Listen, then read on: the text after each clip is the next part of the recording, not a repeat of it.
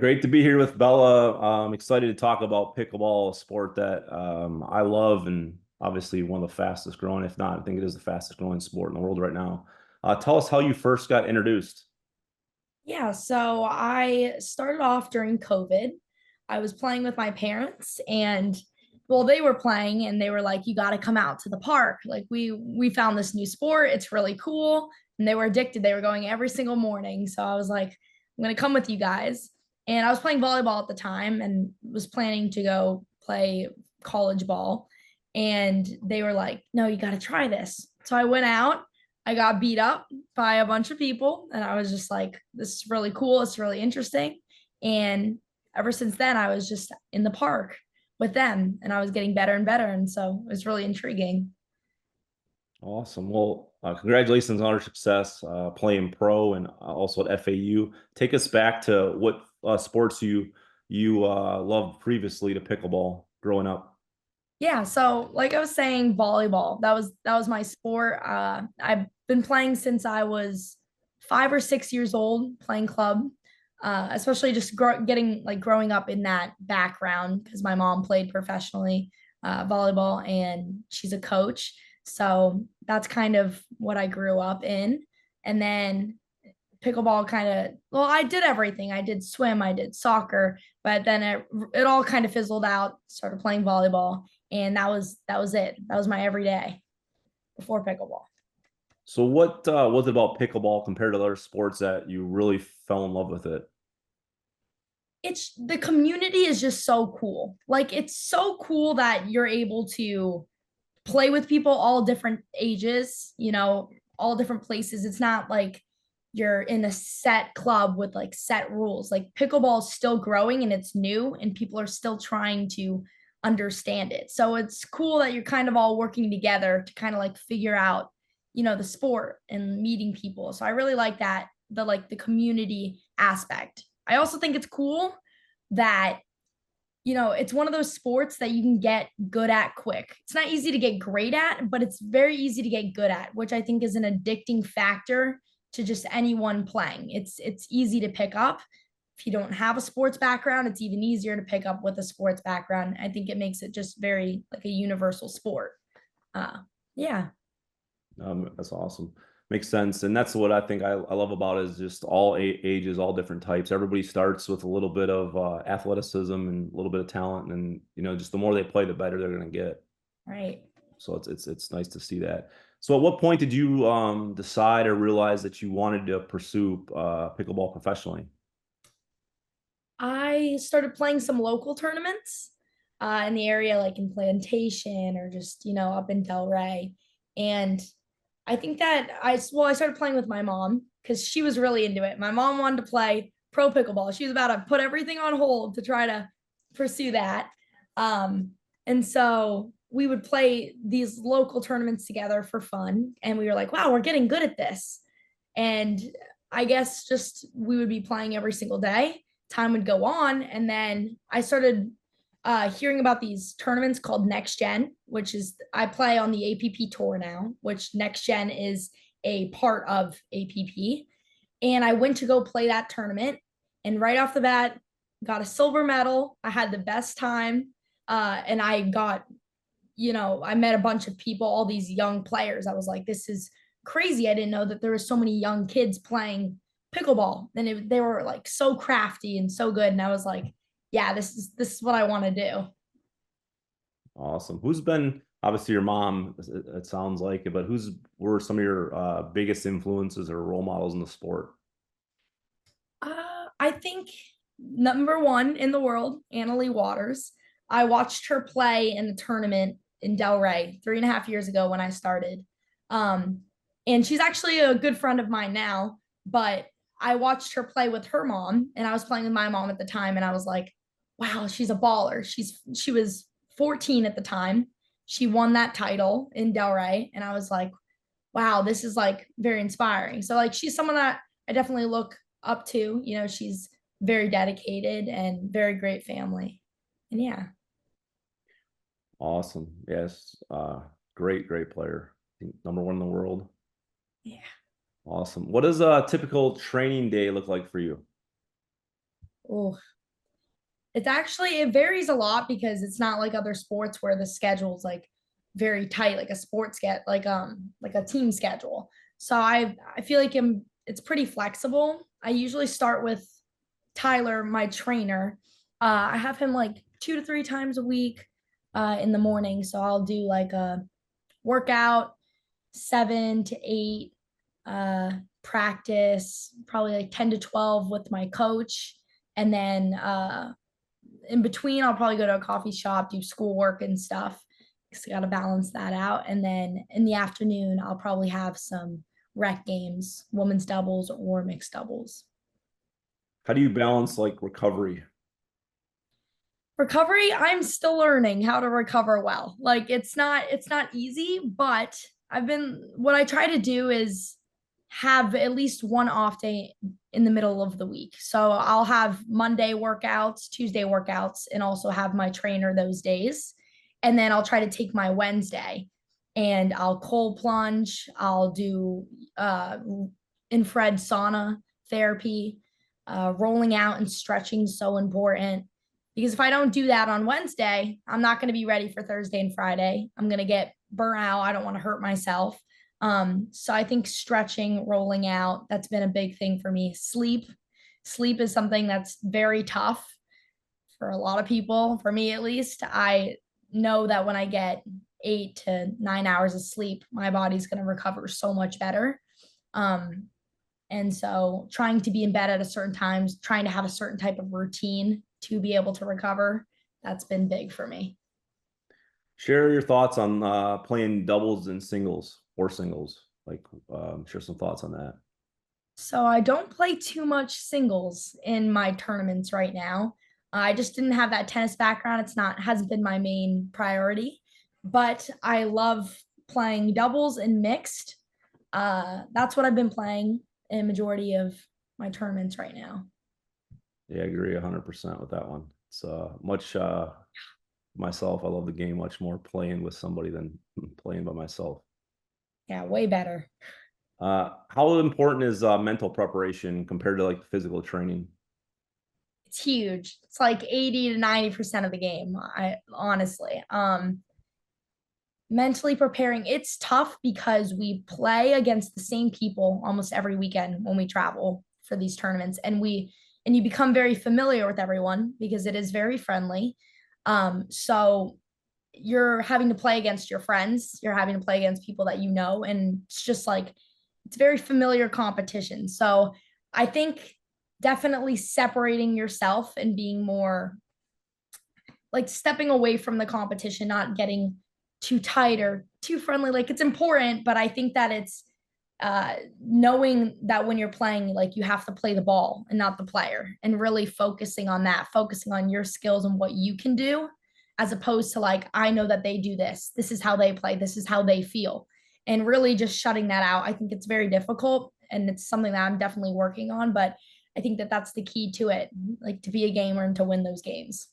Right, right. What's part of your like what part of your game are you working on the most right now, or something like if we just dive a little deeper, something that you're really working on or trying to get better at without giving away too much? Right now, honestly, it's back to the basics. And I think the more you grow in the sport, you go back to the basics because what you see in the top players that you don't see as much in an amateur level is just consistency. You look at them and they don't hit the flashiest shots. It's just very consistent. So right now, I would say I'm working on being more consistent, making every ball. We're not missing drops, we're not missing thirds, we're not missing balls in the transition zone. So that's been my biggest thing right now is just consistency.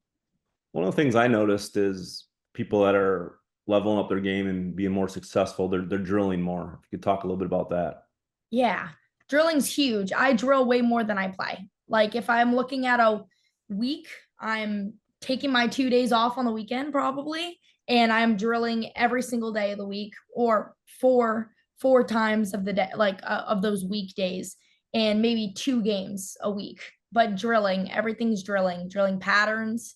That helps with strategy, just working on everything because you can't really it gets repetitive. If you're in a game, you're not going to be as focused. So it's like you really need to break things down. When you drill, you're breaking down a specific shot and working on it. So there's a lot of intent, and then you can add that into your games. Right, right. Speaking of games, how do you handle pressure in like the big moments? Like, yeah, like how do you handle pressure? Like when, it's towards, the biggest moments of the game. Like what do you do? How do you calm yourself down or I try to really focus on like the moment that I'm in, if that makes Mhm. sense. Like when points are tough and it's high pressure, you're on the court and you're like, I don't want to make a mistake, right? I want to win this game. I need to close this game out.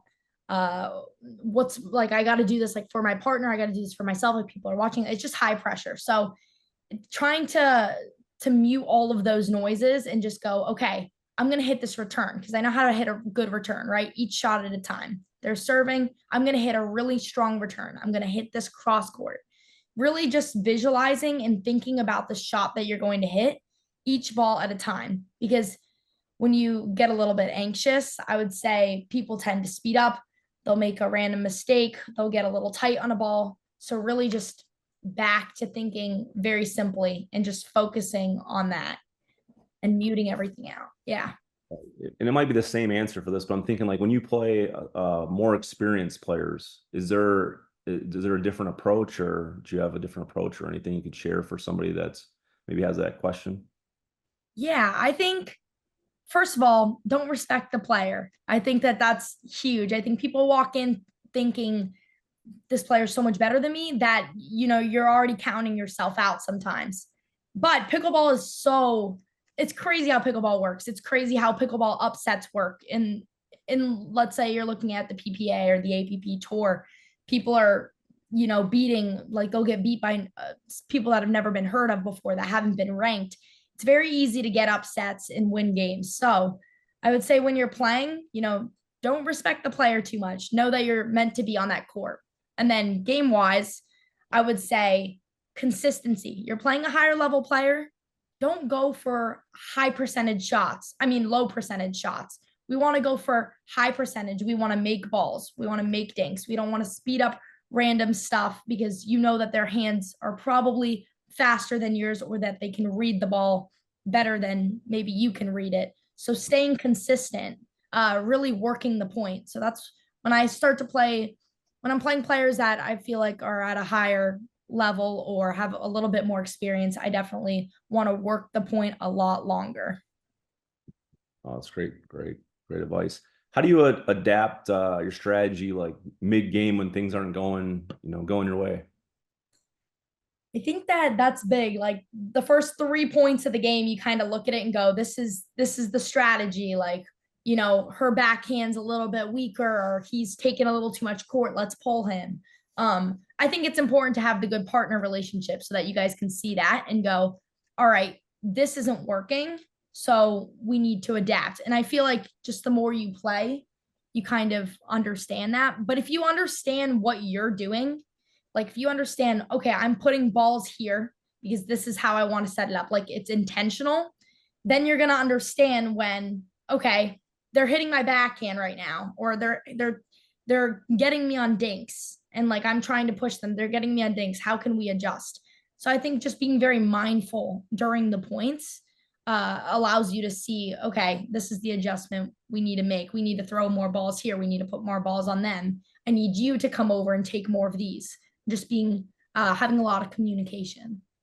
Right. And having a partner that you kind of know their style and what they're going to do makes such a huge difference. I'd love for you to touch on that.